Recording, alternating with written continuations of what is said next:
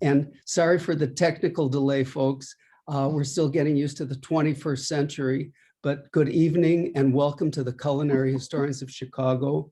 I'm Scott Warner, president of our longstanding organization, which is now in its 28th year. It started before I was born. No, not really, but I'm socially distanced, momentarily unmasked, and fully vaccinated, and all ready to present you our speaker on tonight's program on the larger-than-life James Beard, or as our author John Birdsall refers to him as the man who ate too much, which is also the title of John's new, wonderfully selling, revealing book about Beard. And no one better to write about this book than John. I'll tell you a little bit about John. John is a Tucson-based food and culture writer. He's the recipient of 2 James Beard Awards for writing. His articles have appeared in Food and Wine, Saveur, Bon Appetit, Los Angeles Times, and San Francisco Chronicle. John also has a strong Chicago culinary connection, as he lived here for about 6 years, working professionally in various local restaurants. I met John in 2019, 2 years ago, in Santa Fe, New Mexico, during the International Association of Culinary Professionals annual conference, which is attended by the who's who of food writers. We happened to be sitting at the same table during a food break, and I asked this very pleasant gentleman what kind of writing he did. He told me he was working on a biography on James Beard. And when I asked him who his publisher was, and he said Norton, which is a prestigious publisher, I knew I was not dealing with chopped liver. I immediately asked him if he'd consider giving a talk for our group after his book came out. And despite the pandemic, and thanks to Zoom, here he is tonight. Fellow foodies, let us welcome all the way from his home in Tucson, John Birdsall. Take it away, John. Well, thank you very much, Scott. That was probably one of the best introduction I've ever had. So I'm grateful to you for that. And I'm grateful that we happened to meet in Santa Fe in 2019. Me too. Great. So thank you, everybody. I'm thrilled to be here with you virtually. And I wanted to talk about my new biography of James Beard, the man who ate too much. And I want to focus on 3 of James Beard's books, probably his best known books. They span 3 decades. The first is the Fireside Cook Book of 1949. The second is The Lights and Prejudices of 1964. And the third is James Beard's American Cookery of 1972. And I have some images to show you guys, which I will.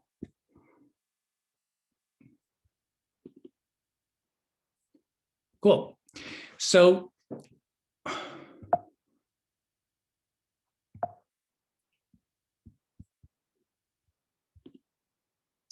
great. So before I talk about the books, I just wanted to talk about James Beard generally for those who don't know a lot about him. And I should add that one of the sort of tragic things about James Beard is that although pretty much everybody knows his name because of the Chef and Restaurant Awards in his name and the foundation based in New York City that organizes the awards, he is a food personality who has really sort of faded from the general consciousness, which is something that was really probably unthinkable in the last decade that he lived, in the 1980s, sort of the apex of his fame in the United States. He was a household name, had been really since the 1950s.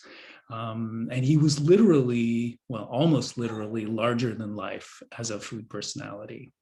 And he was born in Portland, Oregon in 1903. Here you see him with his mother behind him, his stepsister, and his father, John Beard, his mother, Elizabeth Beard, at their still fairly new home in Portland, Oregon. And James Beard moved to New York City definitively for the second and final time in 1937, and lived there essentially until he passed away in January of 1985. So although He's best known as a figure based in New York City. He, in one of the books that I'm going to talk about, Delights and Prejudices, creates this mythology about his own life, about himself, that's based in Portland, Oregon, and along the Oregon coast, where his mother had a little summer cottage and would do beach catering. So it was very important for James Beard, for his, I guess, brand, we would call it. And I should note that one of the really remarkable things about James Beard is that he was really the first person in American food to really stress a personal identity through food. Today it's something that we take for granted. It's something that Food Network is built on, and something that authors, when they release cookbooks, usually cookbooks published today give a really strong sense of the author's personality, a little glimpse into the author's life, and often into their biography. And this was really new in American food when James Beard burst on the scene. He wrote his first cookbook, or his first cookbook was published in 1940. It was a book on hors d'oeuvres and canapés. Since 1938, he had been working in New York City as the co-founder of a small but very influential catering company that operated on the Upper East Side of New York City, called Hors d'oeuvre Incorporated. And it really, James Beard really found his voice with this catering company, because what he was to accomplish in American food in the succeeding decades was really to take what had been a small kind of elite movement in the United States, the gourmet food movement, and really democratize it, really sort of bring it to everyday Americans who bought his cookbooks or who attended one of his many cooking classes or demonstrations that he would give around the country, many in Chicago. And he really was an evangelist for Americans for thinking about cooking and certainly shopping for food in a new way, ways that we all take for granted now. And here, James Beard, in his formative years in Portland, Oregon, we really see the roots of what we call now the farm-to-table movement. This idea that, at a time, in the 1950s, when he was really starting to get noticed as a national figure in the United States, the biggest accomplishment of the United States food system, food distribution system, was the supermarket, the enormous gleaming supermarket that had created a revolution in the way that Americans shopped and in the access they had to food. And the fact that you could buy tomatoes in January, strawberries in January. And this was inimical to what James Beard sort of preached to his readers, which is that they should shop for flavor, that they should shop seasonally, that they should look for foods that are raised around them, and instead of thinking about what to cook and what to serve guests at a party or your own family, instead of those things being based on budget or nutrition or all of these sort of rules devised by home economists at the time, that really one should eat with an eye to pleasure, for flavor, for pleasure, for seasonality, for kind of expressing the place where you lived through food. And so James Beard's influence was really built on cookbooks. Certainly his national influence was based on cookbooks. Here we see James Beard at a backyard party in Greenwich Village. This is 1953. And he's at the home of Cecily Brownstone, who was the food editor for the Associated Press for several decades. And so James Beard, at this period in the early 1950s, has started to become a household name. He's not yet described as the Dean of American Cookery, which is what a writer at the New York Times dubbed him in 1955, and which he would sort of wear until his death, and even after his death. He was sort of known as the Dean of American Cookery, but his influence is really starting to be felt. And the main engine of that influence was, as I say, through cookbooks. He became famous for cooking classes, the James Beard Cooking School that he launched in 1956, but that had a very limited influence. I mean, he could only teach, maybe he had maybe 20 pupils at a time in his townhouse in New York City, where he would teach. But his great fame came through his cookbooks. And when James Beard started writing, when he was offered his first cookbook, the one on hors d'oeuvres and canapes that I mentioned, that was published in 1940 by M. Barrows and Company, the whole cookbook publishing industry was really unrecognizable. We would not recognize it today. Americans in the late 1930s weren't interested in buying very many cookbooks. They weren't interested in owning very many cookbooks. And the few cookbooks that they owned, they would either be, there'd be a lot of free small cookbooks or booklets that would be offered by the gas company or various other companies. And Americans bought and consumed sort of cooking Bibles. So something like The Joy of Cooking, which, although it does have some personality, it does have Irma Rombauer's voice, less and less through the editions. This is the 1931 edition that went through many editions. I think mine is a reprint from the 1940s. And you can see it's very well loved. But Americans were really interested in books that had thousands of recipes that would teach them to make anything that they could conceivably want to make. So anything from an ordinary weeknight dinner for the family to fancier dishes that they'd have to make for a party. They wanted all of those in one volume, and books like The Joy of Cooking really offered that to them. One of the best-selling American cookbooks of all time, this is the 1950 edition of Betty Crocker's picture cookbook. This was published in 1950, so it's a bit later, but it really does have all the aspects of a cookery Bible, a kitchen Bible.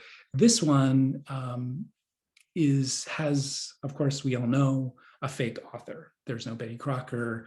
These recipes were developed and tested by a team, by a group of primarily women, home economists who worked for General Mills and who developed recipes under the name of Betty Crocker. And they're not identified anywhere in this book.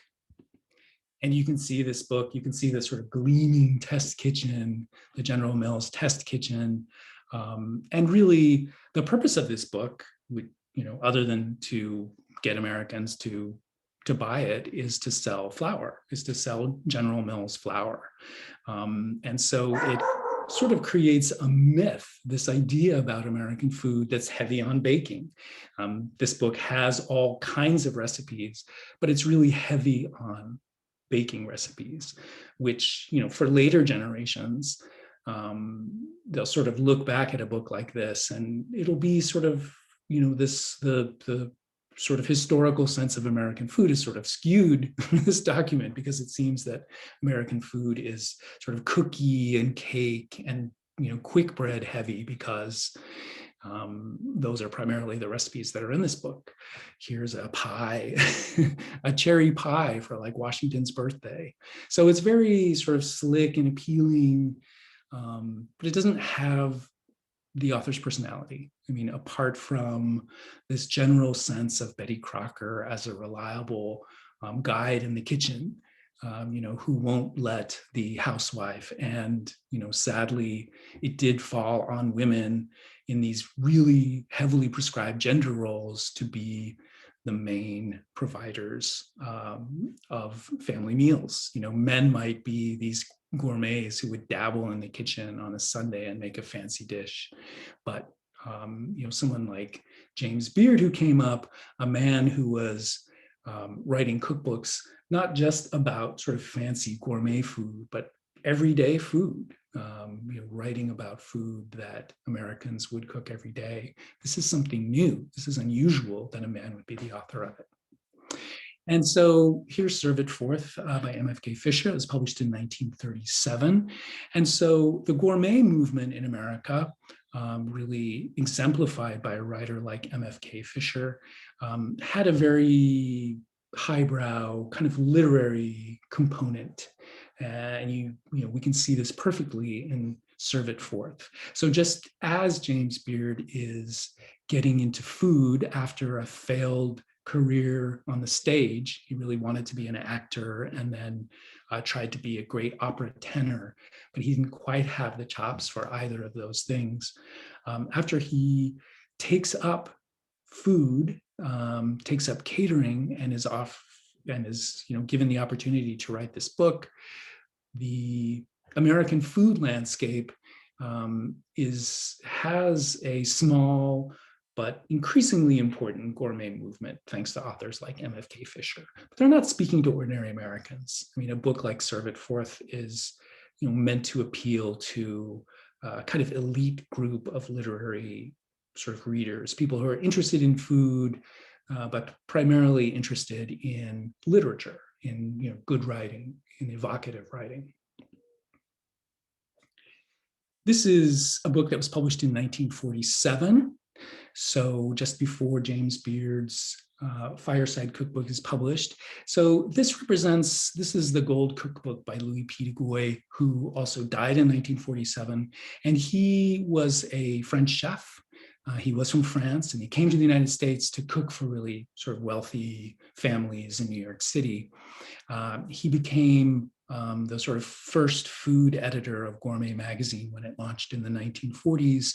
And the Gold Cookbook has well over 2,000, I think it has 2,400 recipes. So it's a kitchen Bible. It has everything from breakfast dishes to fancy dessert dishes. But what's unusual about it is that it takes the gourmet movement, it takes some elements of what MFK Fisher was doing, which is this idea that Americans should eat more like the French eat, which is to think about food as a sensual experience. And de Goey is sort of putting this into a large kitchen Bible. It's a really strange book, if any of you have seen it, because it has, most of the recipes, or many of the recipes, are for the sort of fancy, really French inflected food that upper middle class Americans would have ordered in restaurants or tried cooking at home for fancy dinners. But de Goey also, introduces some American regional foods. So there are, casseroles that have include like cut up hot dogs, and there's Brunswick stew and things like that. But he's not a very convincing voice for these kind of regional American foods.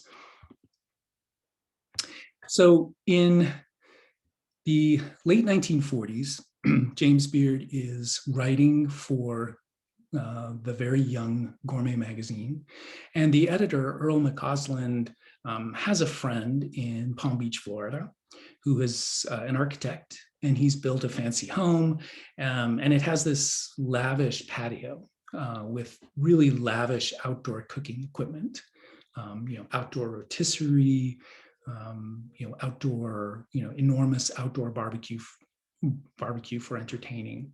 So he assigns James Beard the story. He sends him down to Palm Beach on the train to visit his friend and to write about this really elevated style of outdoor cooking for Gourmet magazine.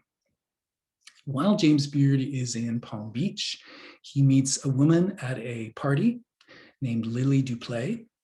And her husband is Georges Duplay, who we see in this sketch at the bottom, and he's in the left-hand side of this photograph.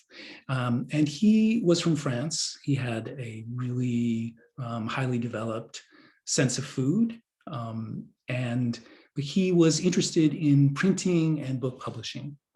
And he had been hired by Simon and Schuster, which is a sort of innovative upstart publisher. And Simon and Schuster started a division called the Sandpiper Press, and they started to do this really innovative series of children's books called the Little Golden Books. And Georges Duplay got together all of these really wonderful illustrators and authors. And in fact, his wife Lily was an author of a few little Golden Book titles for children. And so Simon and Schuster and the Sandpiper Press was taking chances on different kinds of books. So they took this formula of illustration, and they wanted to produce a series of books for adults. And in 1947, they had started a series of Fireside Books. And Fireside Books were supposed to be sort of lavishly illustrated picture books for adults. And, you know, fireside being, it would be something, you know, you would curl up with in the evening, you know, while you were listening to the radio and sort of flip through it. And so there was like a Fireside Book for about dogs, about, you know, various sports. And this one, the Fireside Book of Folk Songs, became a national bestseller in the US in 1947. So the idea that Simon and Schuster had and Sandpiper Press had was, well, if this did so well, what if we did a book about food? And what if we did a really innovative book about food, which is not a kitchen Bible, not like Joy of Cooking, not like Louis P. de Goy's book. And those books have, you know, they might have, like Joy of Cooking, there might be a woodcut at the beginning of each chapter. But the idea here would be a book about food and cooking. It would have recipes, but it would be lavishly illustrated.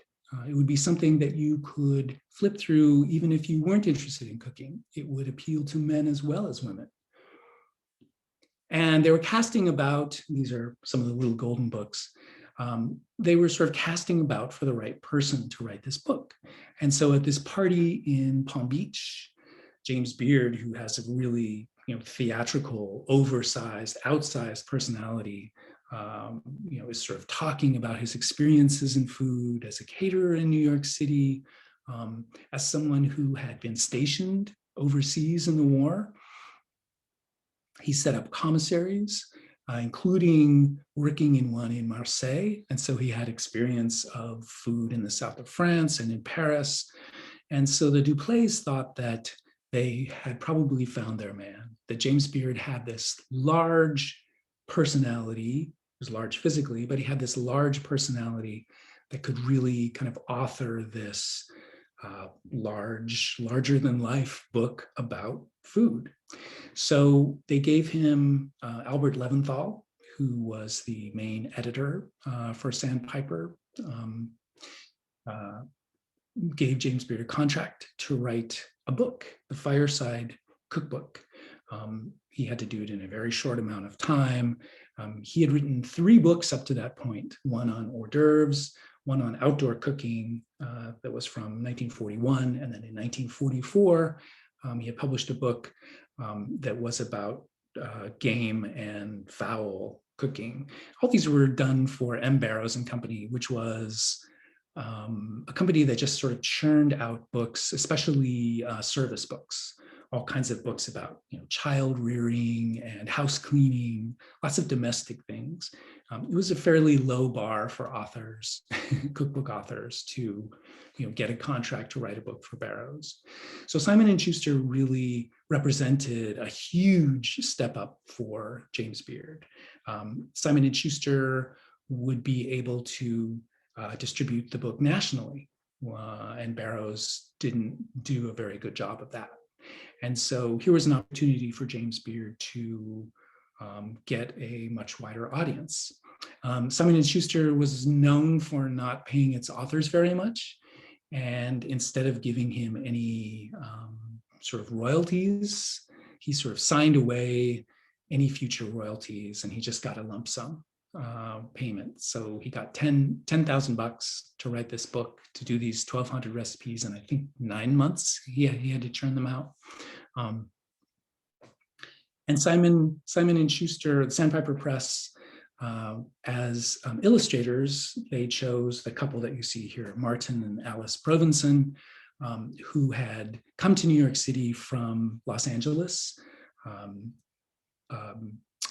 Alice had been, so they'd both been sort of popular cartoon illustrators. Martin had worked for Walt Disney, had worked on parts of Fantasia, and Alice Provenson had worked for the Lance Studios, the Woody Woodpecker Studios. So they had this really sort of popular style, but they also drew on sort of classical art motifs. And so Sandpiper Press, Albert Leventhal thought they might be perfect. And then on the left here, you see Dorothy Bennett. She's with Walt Disney and with another Sandpiper Press editor. So Dorothy Bennett, who had edited, large format books for Sandpiper Press. She'd written like a children's encyclopedia. She was going to be the editor for this cookbook, the Fireside Book. And so here we see the finished book with one of the Provenson's lavish illustrations. Fireside was published, as I said, in 1949. And Simon & Schuster and Sandpiper were sort of known for kind of gimmicks. The first big book that Simon & Schuster did was a crossword puzzle book that came packaged with a little pencil.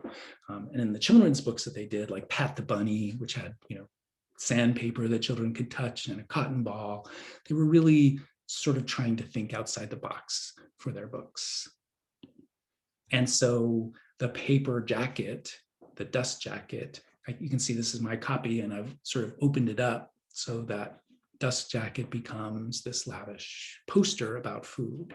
On the other side, that it said, suitable for hanging in playrooms or whatever. This is really the start of James Beard's popular personality. He's sort of, is writing about food, is writing essentially a kitchen Bible, but it has, partly because of the illustrations and partly because of James's voice that you see in some of the recipes, it really does have a level of personality, almost a narrative quality that best-selling kitchen Bibles of the time do not have. And so this is really a step forward in cookbooks. It sort of takes the cookbook just off of the kitchen shelf, purely as something that is just going to be useful to a woman, who works domestically in the home, or who could sort of open a cookbook to her maid or cook and sort of point to her, to indicate what she wants her to cook. This is really food that is much more entertainment and participation. And as I say, even if you weren't interested yourself in cooking, even if you didn't have the cooking responsibilities yourself, Fireside Cookbook is one that you could thumb through as entertainment. And here's a Provenson illustration. They sort of quote from art. Here they're sort of quoting sort of visually from Grant Wood, Dinner for Threshers, but in this really very Disney style, making it really, really accessible. And so this is, this is really the start of James Beard's public image. In his first 3 books, he has a very personal voice. You can hear James's speaking voice coming through. He's sassy. The fact that he's a gay man who has been spending his time in the theater world in New York City, which is full of other gay people, You can really see this, you can really hear this in James's voice in the first three books. One of the things that his editor, Dorothy Bennett, who was also a queer woman, did was really mold James's voice. It still has personality, but it takes on this professorial tone. He becomes this authority on food and wine and entertaining. And it's the first glimmer that we see of the James Beard that became a household person, household name in the United States. He starts to become the James Beard of tweed jackets and bow ties, who still has a sort of cornball, very American way of expressing himself, but a deep and sophisticated knowledge of food, one that he gleaned through travels to France primarily. And he saw how food had a much different place in the culture, where coming around the table, people came around the table in a different way in a place like France. And there was an appreciation for simpler foods, but foods that were shopped, that were sort of sourced with a lot of care and cooked with a lot of care, even though they were, they might be inexpensive. And one of James Beard's big accomplishments in Fireside is to start to fuse those ideas onto this purely American sense, cultural sense. In other words, instead of, say, like the mastering the art of French cooking, a decade and a half later, a little more than 10 years later, where it's like, I'm going to take all of these ideas of French cooking and show you how to cook like a French cook. James Beard takes all of these ideas about French cooking, or takes many ideas about French cooking, and Americanizes them. Doesn't say, I saw this in France, just absolutely Americanizes them, uses English instead of French terms for a lot of the recipes, and just basically naturalizes them, sort of grafts these French ideas, even French recipes, onto American ingredients, and sort of creates something that feels very fresh and new. Fireside Cookbook is a flawed book in many ways, something that critics were quick to pounce on. I've included this. Here you see the Birdsall cookbook. This was, I think, from 1945. And after World War II in the late 1940s, consumer frozen foods just exploded in the United States. And so Fireside Cookbook, James Beard includes a chapter on frozen foods. A lot of them, I suspect, he really sort of copied from this, or, barely changed from this Birdsall cookbook. And in fact, Marjorie Dean, who was a PR person for General Foods, which then owned Birdsall, he sort of thanks her and lists her as someone who helped with the book.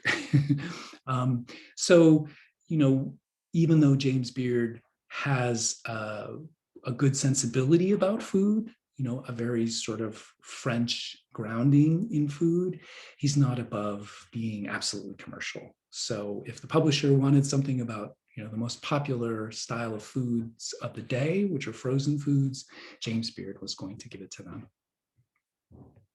And this is a book by Jean Owen, who was James Beard's great mentor. Jean Owen lived in New York City. She was French, and she was one of the most important people in American food, which was a very small world in the late 1930s. But Jean Owen was the secretary of the New York Wine and Food Society, which was enormously influential, and enormously influential in making creating relationships with journalists, and sort of, so Jane Nickerson of the New York Times for instance, and Sheila Hibben of the New Yorker. And so Jean Owen sort of took James Beard up and decided she was going to teach him everything she knew about food. She was going to mold him as a food personality. I think she had a romantic interest in James as well, which, of course, he couldn't return because he was gay. That didn't seem to bother Jeanne. It seemed to be a pattern with her. She seemed to sort of collect gay men who were interested in food. But this is a major source. James, uses some of her recipes and thanks Jeanne in the Fireside Cook Book. Jean Owen is really, like MFK Fisher, although she's not, a great writer, she is really one of the few people at the sort of peak of this American gourmet movement.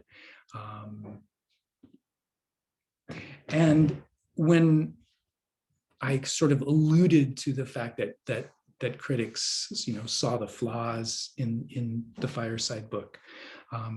So Sheila Hibben of the New Yorker wrote a review that was really devastating of the Fireside Cookbook. It was published in the New Yorker. She writes, "As beautiful and elaborate a picture book as the season is likely to provide, the author is obviously a fine cook, and he could unquestionably have produced a useful, workable cookbook if he had not undertaken to write a world beater, enormously pretentious, repetitious, padded with bits of women's magazine anthropology, exotic menus, meals planned for hot and cold weather, and pompous generalities about wine. The work attempts an inclusiveness which Brillat-Savarin, Montagnier, and Escoffier in collaboration might well have boggled. The truth is, Mr. Beard simply doesn't know enough." So this is really devastating to James. It also shows him sort of seizing his independence from a mentor like Jean Owen, who was, a dear friend of Sheila Hibben's. And so they feel like, even though he's a really popular figure who is going to sort of democratize food, the sort of food elites are really sort of outraged that this upstart would sort of pretend to be this great authority on food. So it's a lesson for James, but it also shows that what he is trying to do, this sort of popularizing of gourmet ideas, has a lot of power in it. If it's like offending elites. And here we see James in 1953 at that same backyard party I showed a photo from before. So you can see the sort of world that he moves in. On the right, it's the great Clementine Paddleford, who wrote for Gourmet and the New York Herald Tribune. There's Cecily Brownstone in the sort of patterned dress.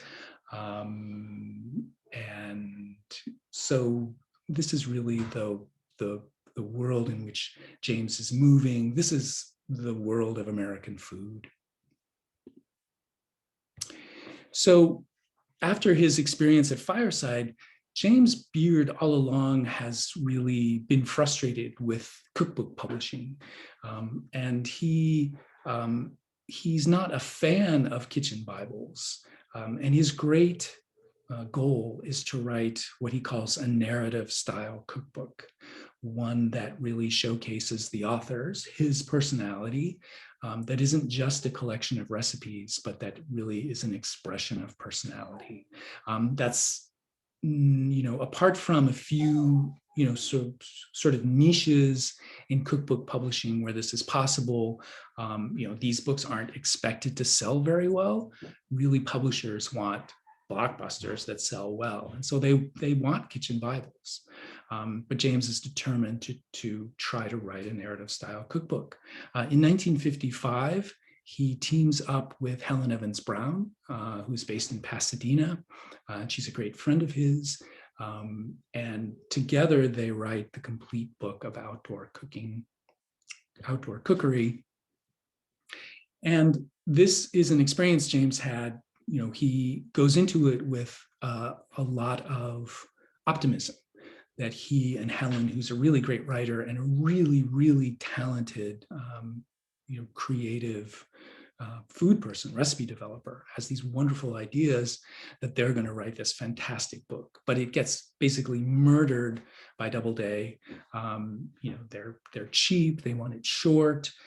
They don't want any illustrations. They just want simple, practical information. And 1955 is, the mid-50s are sort of a key moment for narrative cookbooks.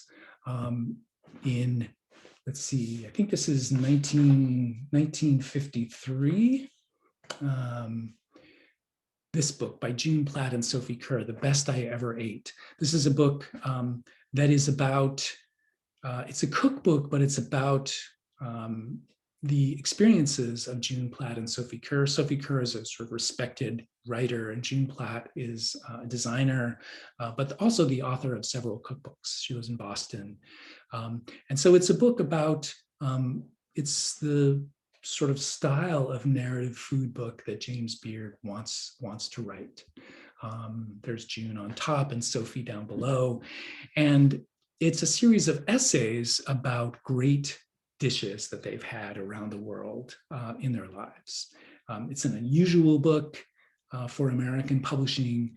The fact that it's a book of essays that has recipes as well is definitely in the style of MFK Fisher, but it's a lot more accessible than some of MFK Fisher's work. And James Beard is very excited about it and says to Helen, his friend, that he really wants to write a book like that. At the same time, 1954, the Alice B. Toklas Cookbook is published.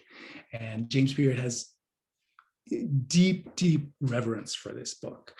Again, this is exactly the type of book that he wants to write, which is a narrative, but also a cookbook. And so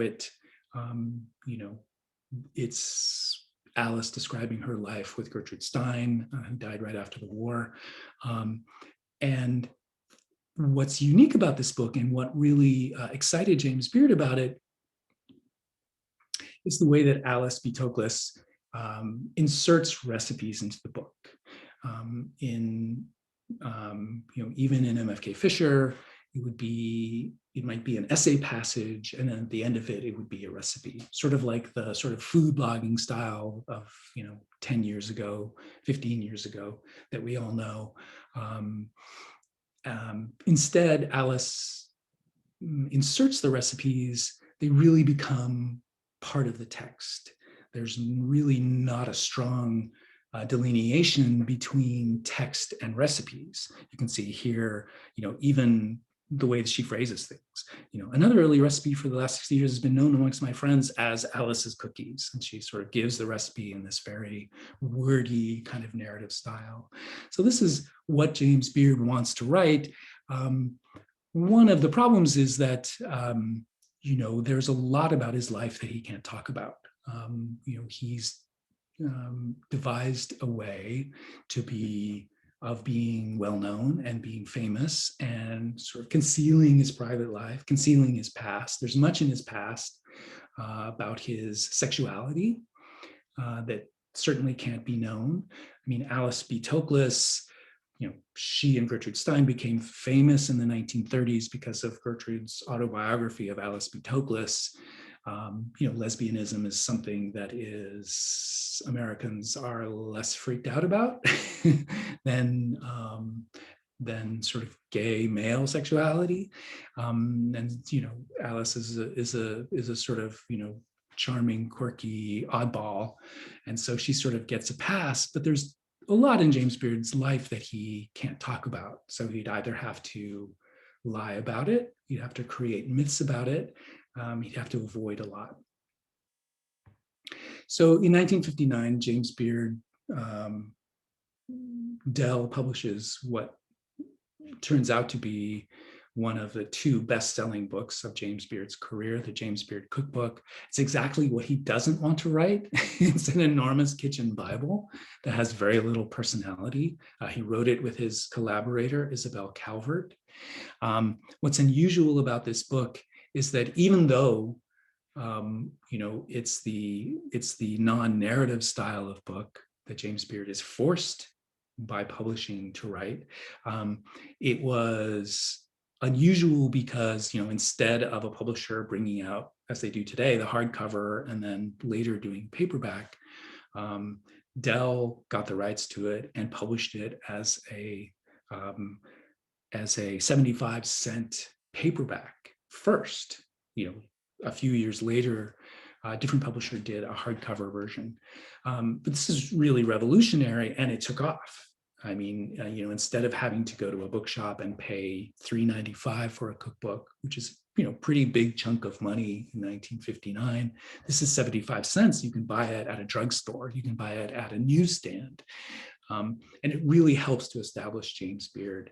And even though the book itself has very little personality in the language and the recipes, they've chosen to show James Beard on the cover. And this is the first time that a cookbook has a photograph, as opposed to a sketch, a photograph of an author on it. And really, James Beard, because he's an oddity, Americans are curious about him, and he's kind of lovable. In the 1950s, some of the best-selling books are diet books. Americans, like the man in the gray flannel suit, Americans are obsessed with business success. They're obsessed with conformity. They're obsessed with being sort of thin and energetic. And here's James Beard. He's holding a plate or he's posing in front of a platter of choucroute garni, which is, sauerkraut and, many different types of pork products. So very fatty, very rich. And he himself looks like someone who was just not concerned, definitely not concerned about dieting. And so, his personal size becomes his brand. And then in 1960, a publisher brings out James Beard's Treasury of Outdoor Cooking, which is lavish. As you can see, it's a large format. It was by the same publisher as did, art books, photographic art books. And so James Beard gets this huge treatment. This comes out in 1960. And James thinks that, he writes these sort of memoir sections about growing up in Oregon for this book. The editor doesn't like them. They're not celebratory enough. So he rewrites them in ways that really irk James. And you can see this art styling. This is supposed to be a picnic. There's like a nude woman like running past this lovely picnic table in the woods, just completely bonkers. James is completely humiliated by the way that his book is treated. And also, he's been, he thought that he could include narrative passages in this book, and they just get altered. Here's another just totally bonkers photo, which is this roast pig just like stuck in a tree. Craig Claiborne sort of makes fun of the book in the New York Times. So after this, 1960, James is like, that's it. He's had the fame of the James Beard cookbook. So he can he has power now to be able to tell publishers the kind of book he wants to do. And so he says, finally, he's going to write the narrative style book that he wants. And so that leads in 1964 to James Beard's Delights and Prejudices. But it's a problematic narrative book because it can't be autobiographical. It can't be purely autobiographical because of those things that James Beard has to conceal about his life. So he has this idea that he's going to instead write about his life as a series of things that he's tasted, food experiences that he's had. So it's autobiographical, but not really, not as much as the publisher. So this is published by Athenaeum, and Pat Knopf, who sort of left his parents' publishing company to start his own publishing company, is thrilled to have this book on his list. But over the several years that it takes to write it, he's constantly sort of writing letters to James and his agent saying, give me dates. I want, when did this happen in your life? I want readers, readers will want to know about your life. And so James does that a little bit, but really he wants to write this narrative book that's about tastes. And Knopf gives it, or Pat Knopf gives it this really lavish artistic treatment. As illustrator from San Francisco, Earl Thallander, who does these wonderful illustrations of especially the Oregon coast, you can see here. And so James Beard, in writing this narrative book, is really creating this mythology about American food. He sort of talks about his upbringing in Portland and Oregon, sort of leaves out the fact that he was really desperately unhappy as a child, talks about instead how unusual his parents were. He was an only child, grew up with parents who really basically despised each other and spent as little time with each other as possible. And James grew up, eating alone for most of the time. But you wouldn't quite know that from his descriptions. They, the hard edges are sanded down. It's a book really, instead of the most important relationship being with this family that he grows up with, his most important relationship is with this landscape that teaches him to eat. And so it really does kind of, as I say, create this myth of American food, which can be taken anywhere, that each corner of the United States has this amazing, rich food life, food to be foraged, foods that are grown there that don't taste like foods from anywhere else. These are all ideas that are common in other parts of the world. James knows them from France and Spain and Italy, but he Americanizes them and makes them sort of democratic in a sense. Everybody has access to these things where they live. They just need to look around. They just need to go find them. And this is published in 1964. Also in 1964, Athenaeum, their other big food book of the year, is the Margaret Redken Pepperidge Farm Cookbook, also given a really lavish treatment.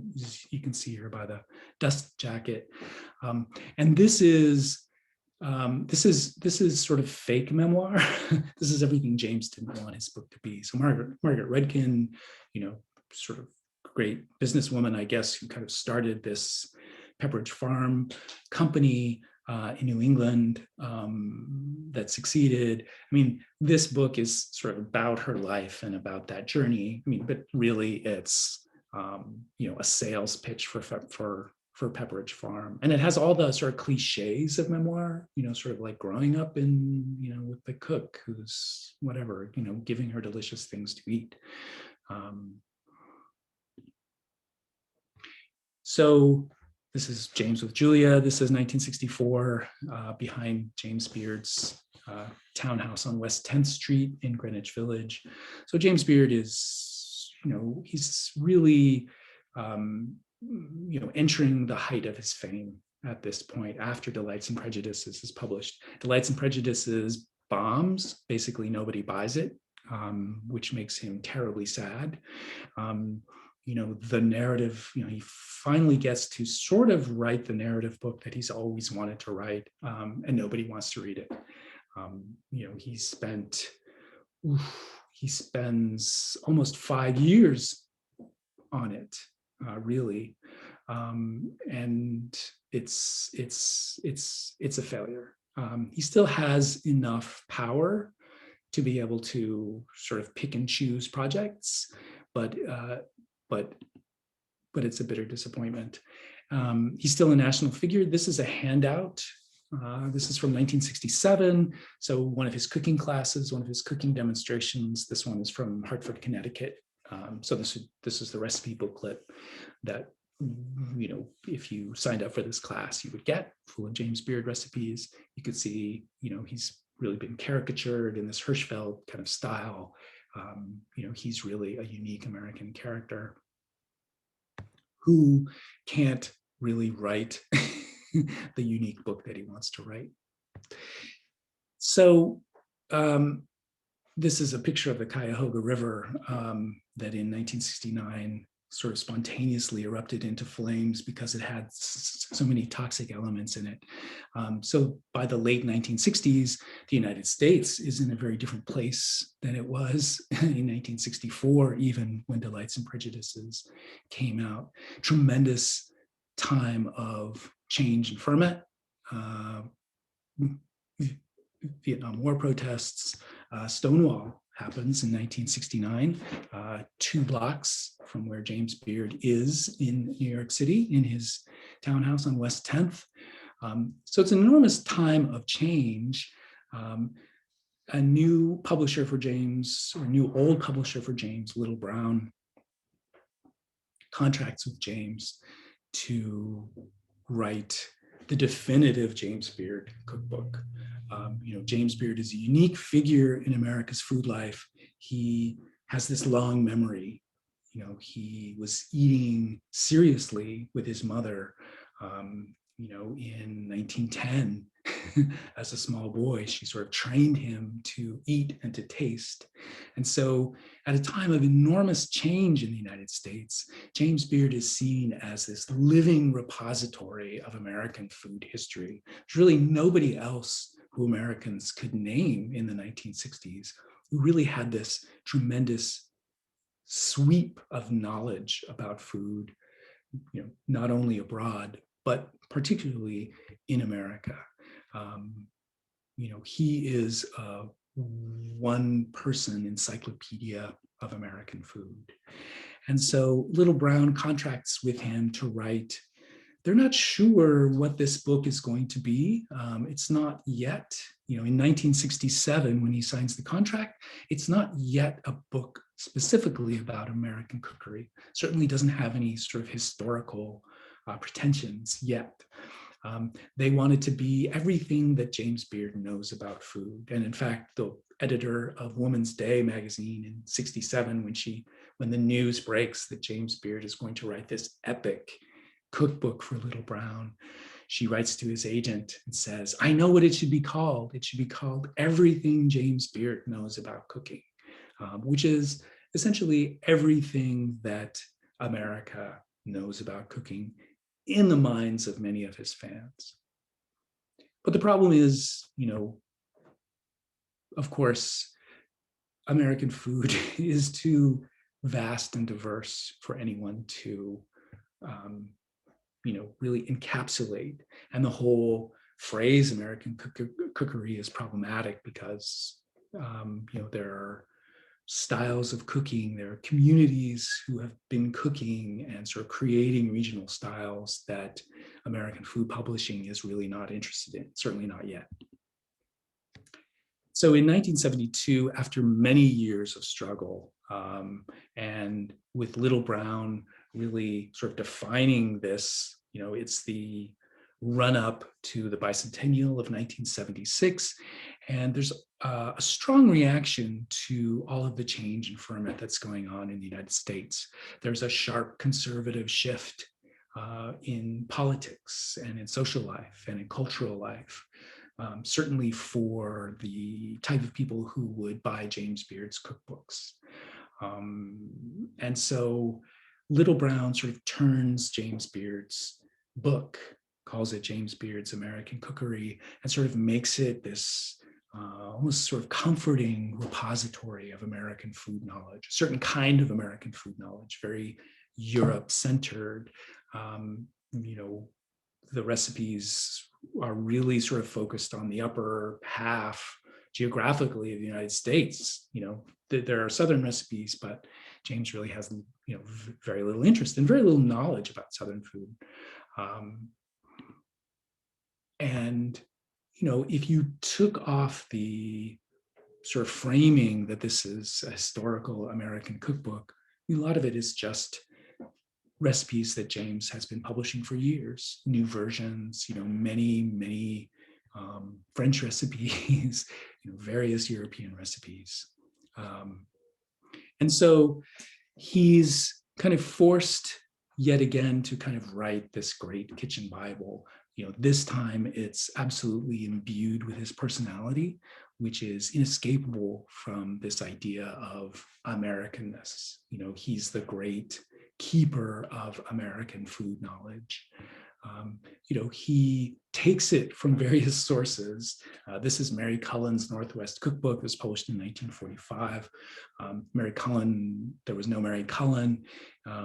It was a sort of pen name for the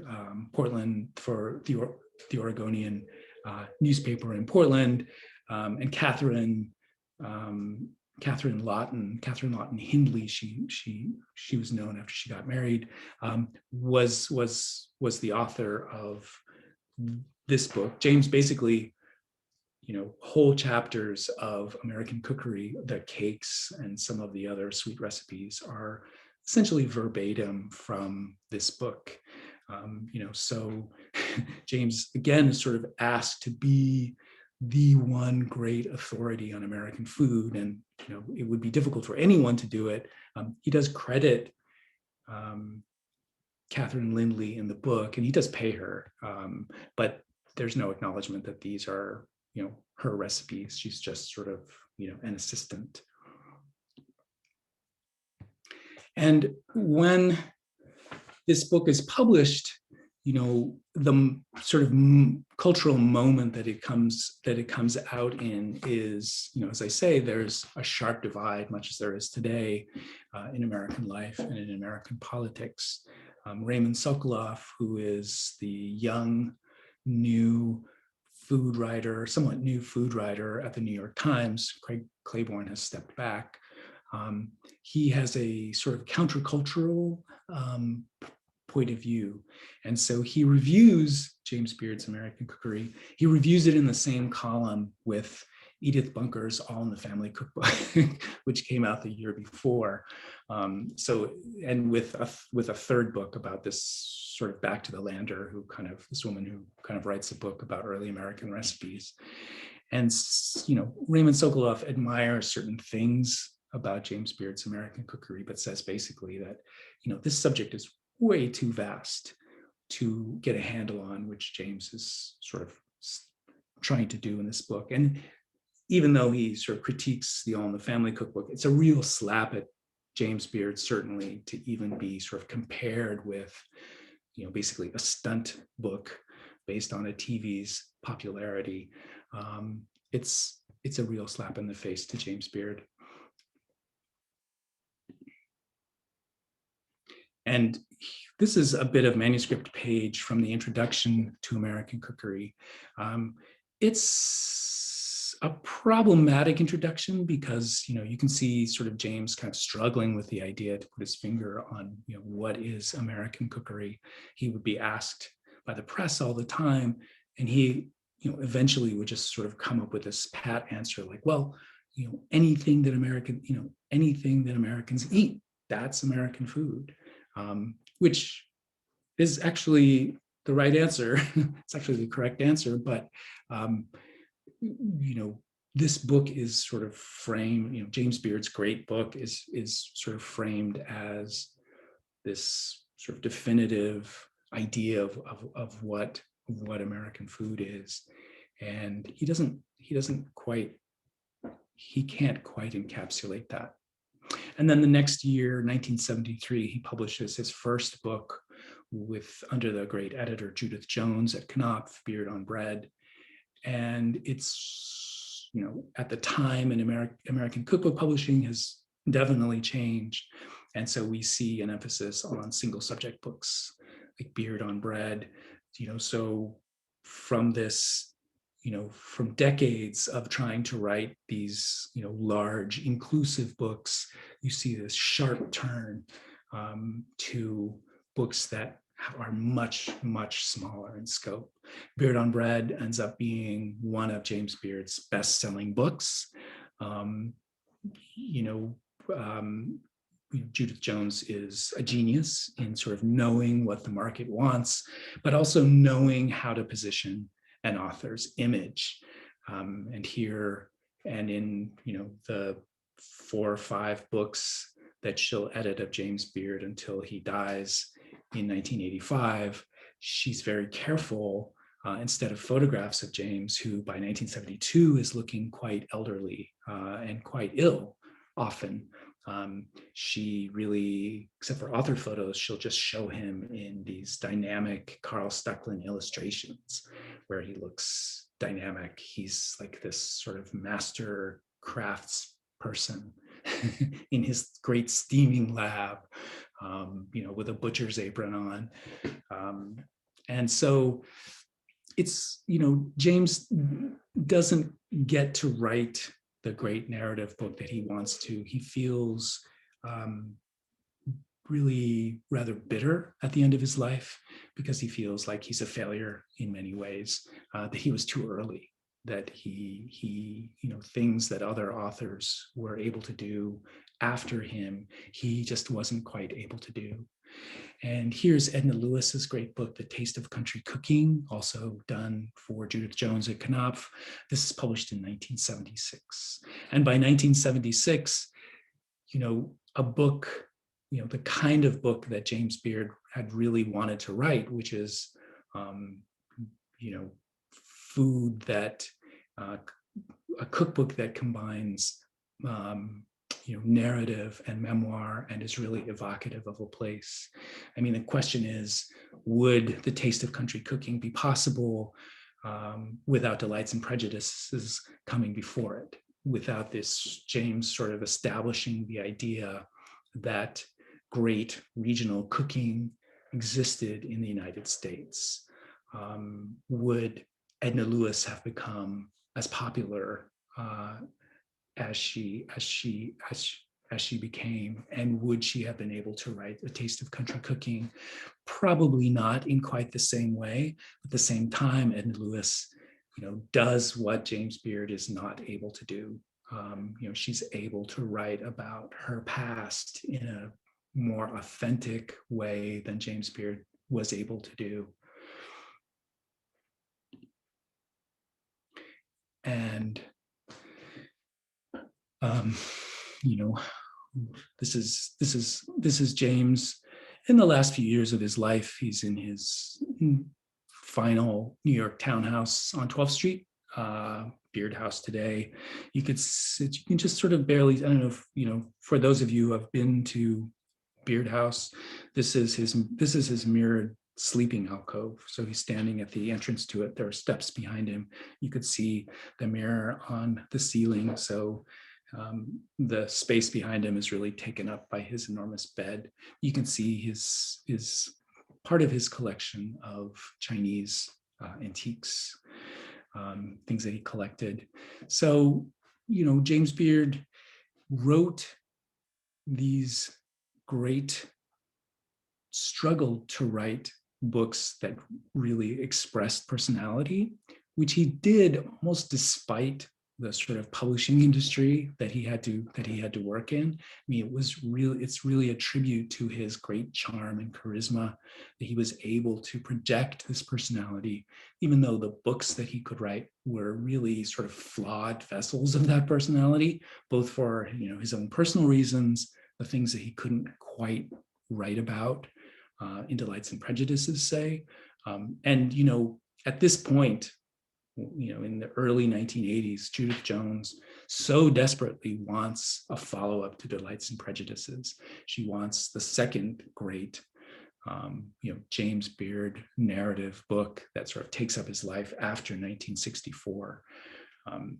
And he's just, she sort of sends a few authors over to him to see if he can work with them so that they could ghostwrite such a book. He's really just not interested in it. He doesn't quite have the energy, but also I believe he's just, he's really unable to talk about his life in any way. He's spent a life really, living in a very coded way with his sexuality. And it's just not something, he's created enough myths about himself. He can't really talk about his life anymore. So at the end of his life, he's achieved a lot for American food. He's sort of laid the groundwork for other chefs and authors and food personalities to sort of take it up. But yeah, he becomes sort of a tragic figure at the very end. But I'm still, I think Delights and Prejudices is quite an amazing work. It's largely the work of his friend, the editor, John Farone, who took James's messy sort of stream of consciousness notes and really, molded them into a book that is, in a way, about an artist's progression. The way that an artist, in James's case, someone who is an artist of tasting, tasting things. He sort of creates this phrase, taste memories, in Delights and Prejudices. And really, it's sort of a challenge for Americans to eat where they live and to eat with a lot of intention.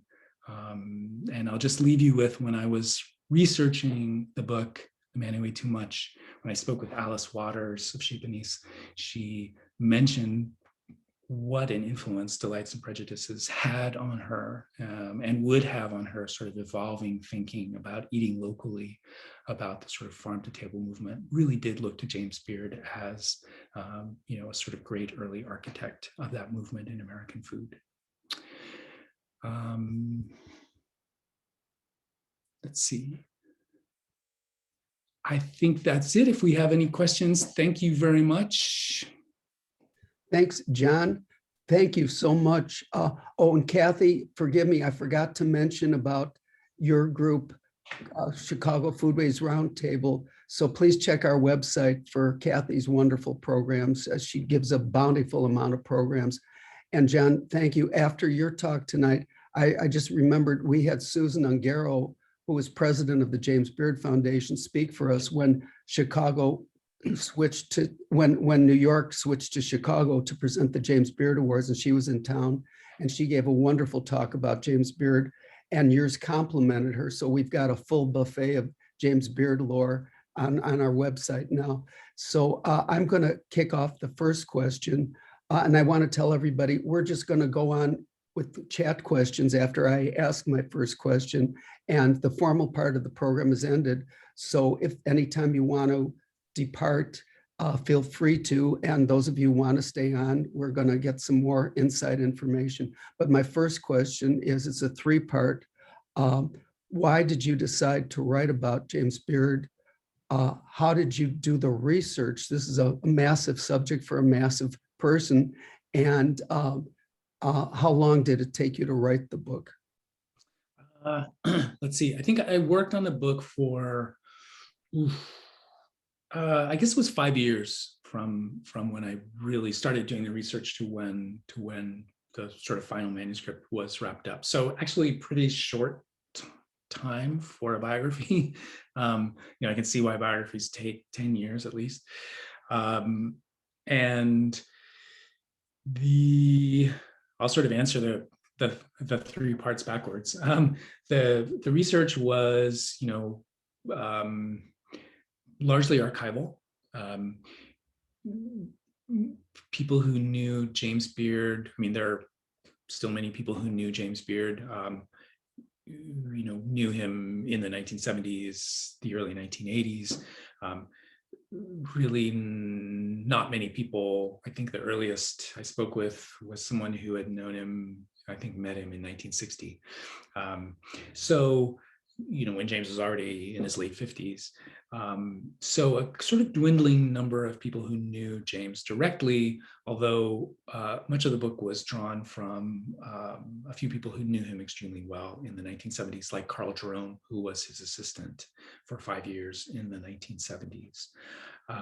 But largely archival, the James Beard papers at NYU, of course, and also James Beard's agent, John Schaffner. For me, the most fascinating part of doing the research. His letters are at Columbia, and he was a big literary agent, and I expected to find not much there except, royalty statements. But it turns out, John Schaffner had a very complicated life, like I think many gay people in the 1950s. He had sort of worked out an arrangement where he was married to a woman and had children, but he was free to have affairs, a love life with men on the side. And so he and James Beard connected that way. And so letters that James would write from Europe to his agent, they'd be full back and forth with talk about, very personal things about sexuality. So I got a lot of my information there, a lot of things that were new that weren't available for the two earlier biographies. And then a lot of the rest of it was just sort of trying to immerse myself in the times that James Beard lived. And the reason, the sort of impetus for writing the book was an essay that I wrote in 2013 for Lucky Peach magazine called America, Your Food is So Gay, that sort of looked at the achievements of a complicated, closeted or semi-closeted trio of gay male food writers, James Beard, Craig Claiborne, and Richard Olney. And James Beard really sort of stuck with me. There were a lot of things in his life that puzzled me.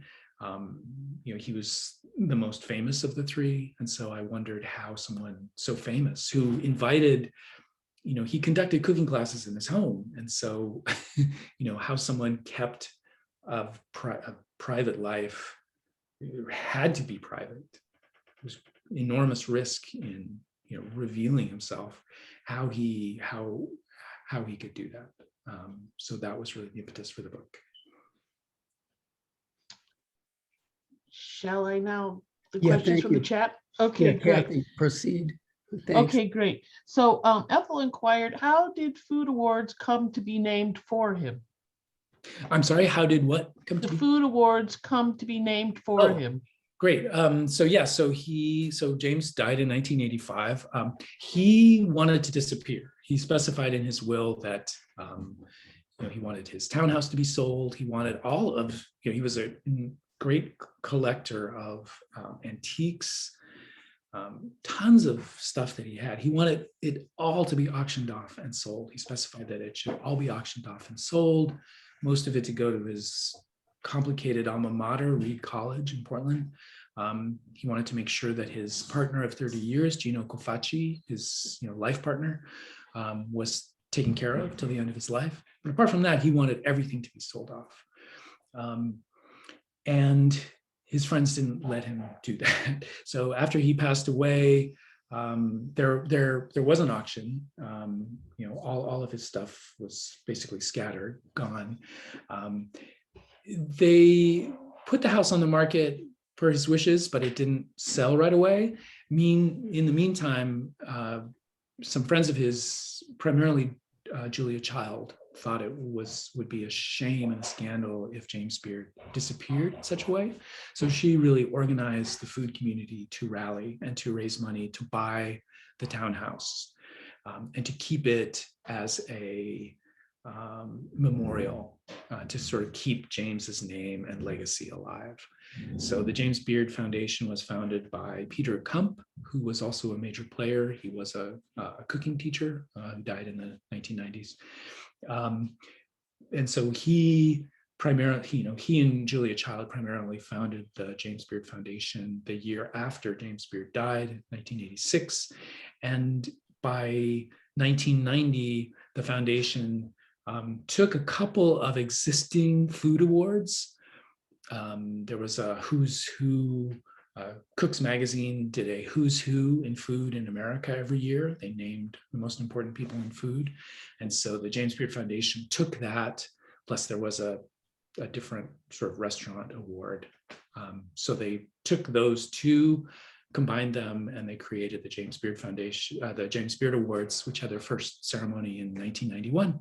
But James Beard wouldn't have wanted the James Beard Foundation. So.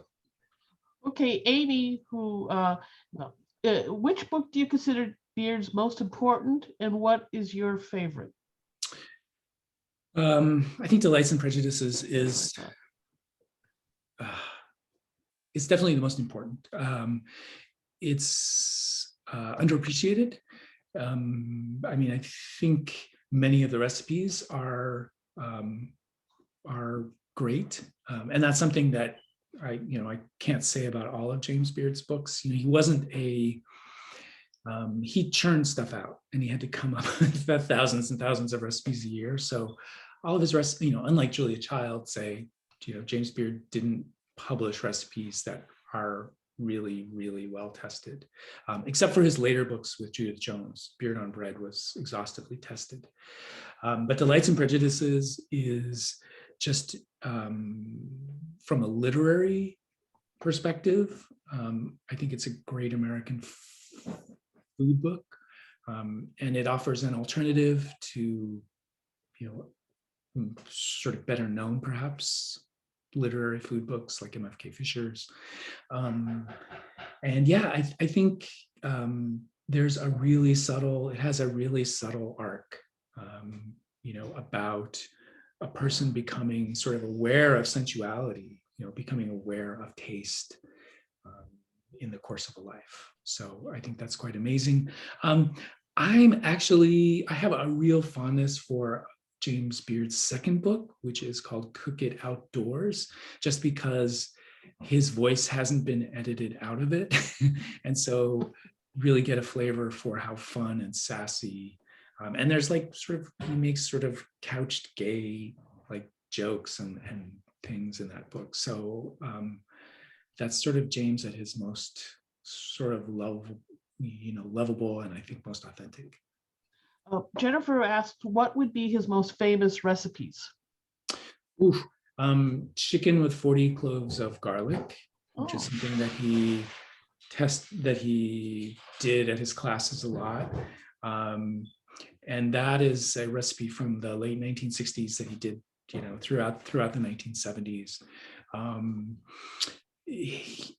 Earlier he was known, souffles of any kind were something that earlier in his career he was really known for.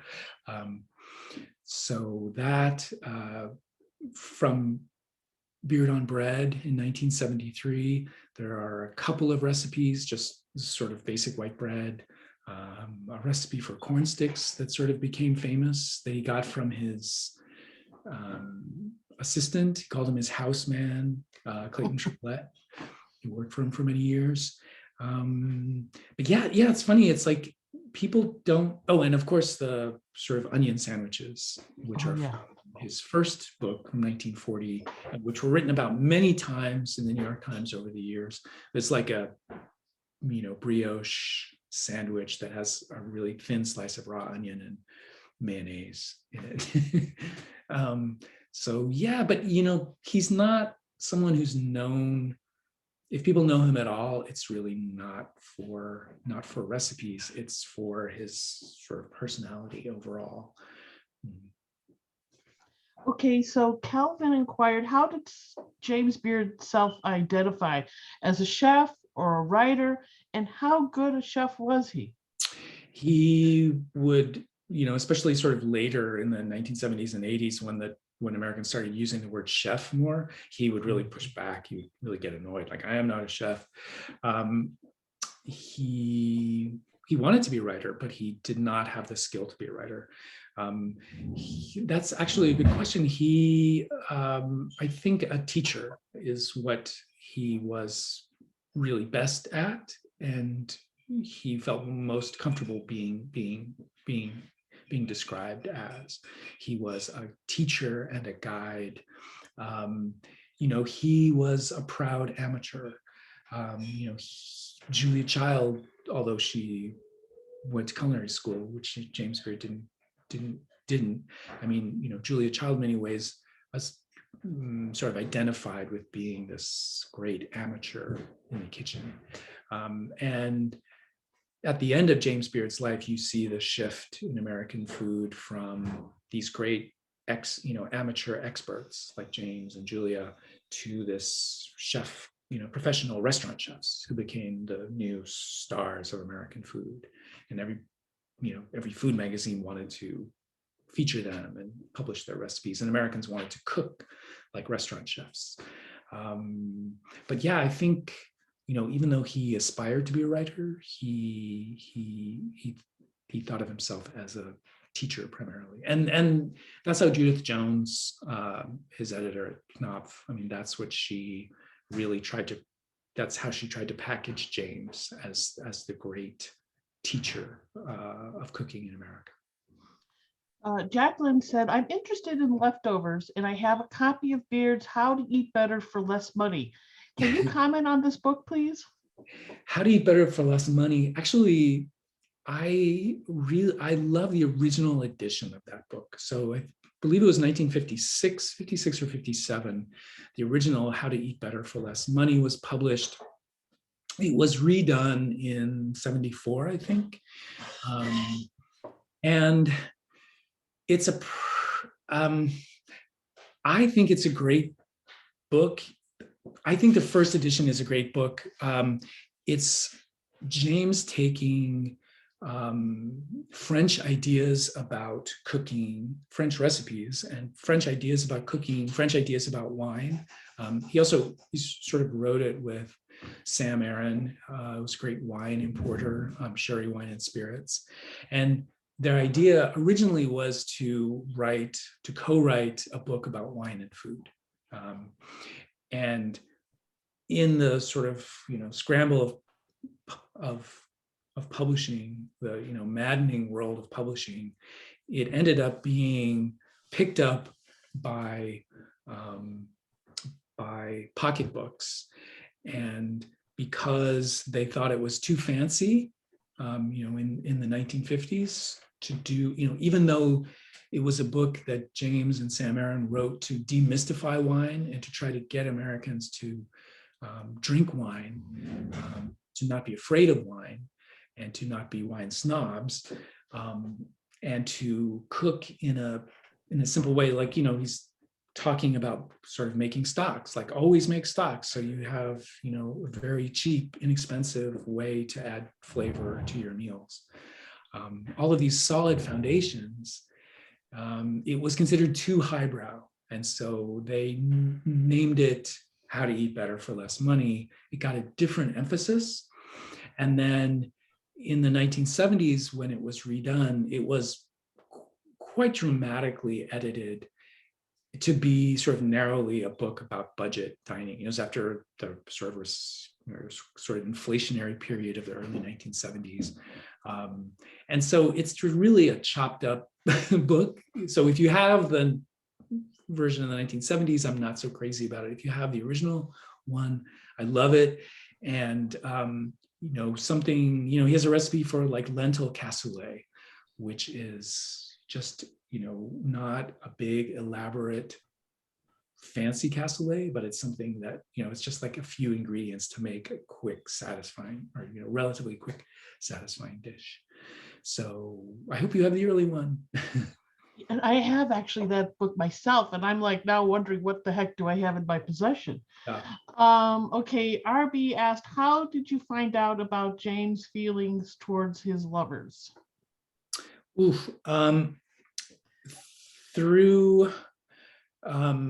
Largely through Carl Jerome, who was a very important source, and I had many conversations with, who was a love interest of James, unwillingly. James had reached out to him and sort of exploited him sexually. So yes, I got a lot of that information from Carl, conversations that he had had with James about, earlier lovers. And then there are sort of hints that James leaves in letters to his agent, John Schaffner, talking about Gino, his partner, talking about, for instance, James is in Barcelona in 1957, and he runs into an old flame, as he calls him, someone he had a brief fling with, a French guy he had a brief fling with in Paris, who had been a boxer, a prize fighter. And so he describes seeing him again to John, and he describes a bit about their earlier fling. And then also there are some pretty detailed date books that James Beard wrote, he used them sort of as travel diaries. So from 1953, essentially, to they kind of peter out into the early 60s. So there are glimpses there, definitely of people he's seeing and what they ate. Sometimes you can get a sense of what he felt about the encounter. Teresa said, thank you for this presentation, John, and for the book. You mentioned at the beginning that Beard's stardom has faded since the 1980s. Why and how did this happen? His name lives on through the James Beard Awards, but the food world doesn't seem to celebrate him the way we do, say, Julia Child. Is that true? And why do you think so? Yeah, I mean, it's definitely true. Julia Child, for instance, I mean, she's unusual. I mean, she was really brilliant. I mean, she had television, which James didn't succeed at. So she had a much larger audience to begin with. But she was able to keep reinventing herself, through different periods of her career. So, if Julia Child had stopped, if we only knew her for, mastering the art of French cooking and the French Chef TV series, she would have faded as well. But Julia did she did an amazing job of, doing, being on TV with sort of younger restaurant chefs and for staying relevant. James wasn't able to do that. So he was really eclipsed in many ways by American food culture itself. I sort of mentioned the shift from food experts and authorities like James Beard to younger restaurant chefs. And so you see that in the late 1970s and definitely in the early 1980s. I mean, a lot of, several of these chefs who, came to be known as new American chefs looked to James Beard as a mentor, someone who could talk to them, about, what real strawberry shortcake was like, when it was made with, delicious strawberries and, cream from a farm, and, somebody like Larry Forgione.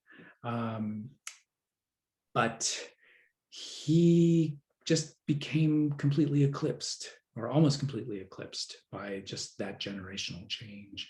Even, as I tried to suggest, I mean, even in 1972, when James Beard's American Cookery came out, you could, it really sort of solidified his role as this great hero of American food for an older generation, for a middle-aged generation, but for a younger generation, for the generation that was marching against the Vietnam War, that was marching for civil rights, that was, protesting at Stonewall. I mean, that was not a generation that was going to feel that James Beard was relevant.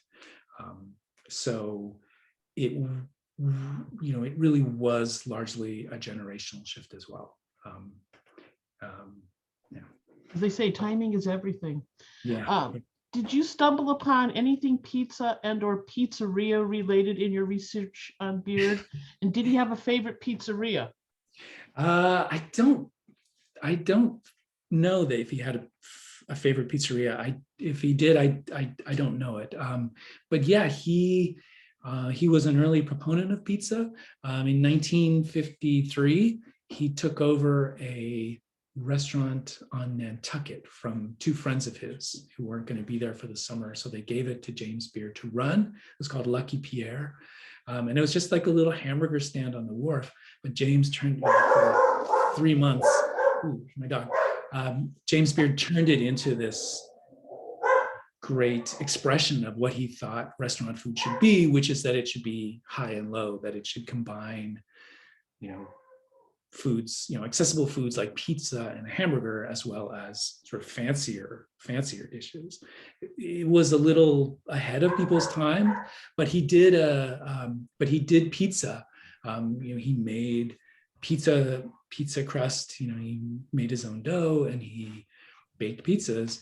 He talks about pizza in Beard on Bread and a couple of his later books. Yeah, he does love pizza. He's not, I guess he's not as strongly associated with it as, I'm thinking of like Elizabeth David, who sort of wrote about it, wrote about pizzas and pissaladières and stuff in Britain. But yeah, James Beard was a pizza proponent. I think it's a little, yeah, I don't know. I'm trying to think if his syndicated column in the 1970s, he sort of championed foods, especially around New York City, that he discovered or that, friends would bring to him and that he would enjoy. I don't remember one about pizza. By the way, this gives me an opportunity. I'm 99% certain the person who asked that question will be sitting on the hot seat on May 13th, talking about the history of deep dish pizza in Chicago and its origins and the disputes and all things that related. Yeah. Penelope, not that this is your problem actually, but she said if the Chicago Public Library does not have Beard's Delights and Prejudices, but interlibrary loans maybe might settle that issue. Wow. Yeah, I think it's out of print definitely, and I think, yeah, I don't know when the last edition was. I think in the 1980s. But by the way, you mentioned the Peter Cooking School. I remember reading his columns like in the 70s and the 80s in the Tribune, and they were so interesting and so detailed. I kept cutting all of them. So I have like a clipping file of all of his recipes. Yeah, he was a great teacher as well, and really looked at James Beard as a mentor. Started teaching cooking classes out of a really tiny apartment in New York City that, like a lot of early teachers, there's at some point I when I was doing research, there's like some point in 1969 or something where the New York Times listed, if you want to take a home-based cooking class, there'd be James Beard, but then there would be like, Marcella Hassan in her apartment, Diana Kennedy in her apartment, extra fee if you wanted to take her, tortilla class. And yeah, it was quite incredible. The golden era of home, of visiting people's homes and learning to cook, right? Right, insane. And by the way, Cynthia pointed out, and I agree with her, she says Delights and Prejudices shows up at many secondhand bookstore outlets. Yeah, and if you can get I'm trying to find mine, but yeah, if you can get like it doesn't have to be first edition, but sort of the original design. I mean, Athenaeum really spent a lot. It has an unusual dimensions. It's sort of longer and skinnier, and it's really on really fine paper. There's like little sparkles in the end papers.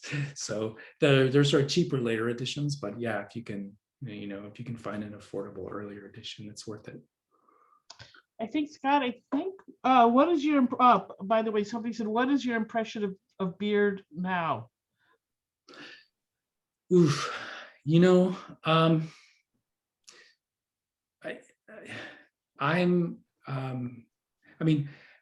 I think he accomplished an enormous amount, and I think we owe a really, we who cook and who love food and who, consume cookbooks, we owe James Beard a great debt.